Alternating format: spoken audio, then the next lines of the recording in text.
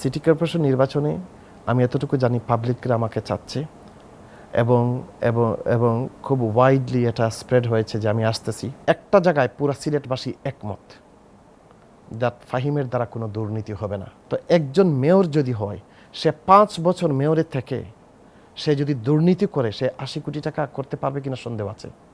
তো সেই টাকাটা তো আমি এমনিই দিয়ে দিচ্ছি, আগেই দিয়ে দিচ্ছি। সত্য কথা কি, আজকের তারিখ পর্যন্ত আমি এরকম কোনো সিদ্ধান্ত নেই নাই আমি আদৌ আসবো কিনা। কারণ আমার কাজটা হচ্ছে, আমি যে কাজটা বুঝি সেটাই বেশি করি। আমি সামাজিক ওয়ার্কগুলো করতে পছন্দ করি, সমাজসেবা করতে পছন্দ করি। তো এটাই হচ্ছে আমার সাবজেক্ট। নির্বাচন, পলিটিক্স এগুলো নর্মালি আমার সাবজেক্ট না। বাট ফিউচারে কী হবে তা জানি না। তবে আজকের তারিখ পর্যন্ত আমি সিটি কর্পোরেশন নির্বাচন করব কিনা সেই সিদ্ধান্তটা আমি নেই নাই। সমাজটা পরিবর্তন সবাই চাচ্ছে, নতুনত্ব সবাই চাচ্ছে। কারণ একটা সময় একটা পলিটিক্স ছিল যে সব কিছুর মধ্যে থাকবো, হাম কর্মু, তাই কর্মু, ওই করে দিমু, এই করে দিমু। এই রাজনীতি বর্তমান ইয়াং জেনারেশনরা পছন্দ করে না। বর্তমান ইয়াং জেনারেশনরা কাজ চায়, এবং যারাই এইরকম দায়িত্বে আসে অধিকাংশই হলে নিজের পেটের ধান্দার চিন্তা করে। আমাদের মাননীয় প্রধানমন্ত্রী আপনি দেখছেন, উনি কিন্তু পুরো জিরো টলারেন্স করতেছেন প্রত্যেকটা সেক্টরে, যাতে কোনো দুর্নীতি না হয়। একটা জায়গায় পুরা সিলেটবাসী একমত দ্যাট ফাহিমের দ্বারা কোনো দুর্নীতি হবে না। এটা এটা মানে সত্য কথা কি, কেউ এটাকে বাই জোক এটা কেউ বিশ্বাসও করবে না।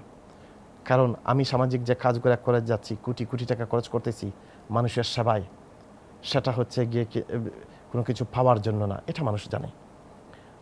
আমি রিসেন্টলি একটা হসপিটাল করার চিন্তা ভাবনা করতেছিলাম।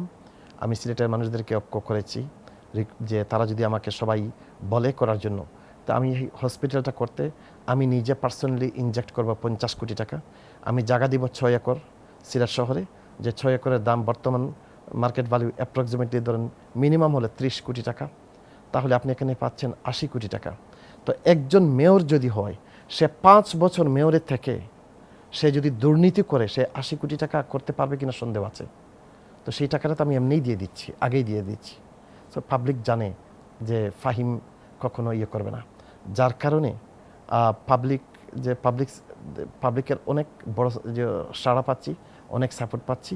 বাট লাইক এই সাইড আজকের তারিখ পর্যন্ত আমি কোনো সিদ্ধান্ত নেই নাই যে আমি সিটি কর্পোরেশনে আদৌ আসবো কিনা। এইরকম সিদ্ধান্ত আমি এখন পর্যন্ত নেই নাই।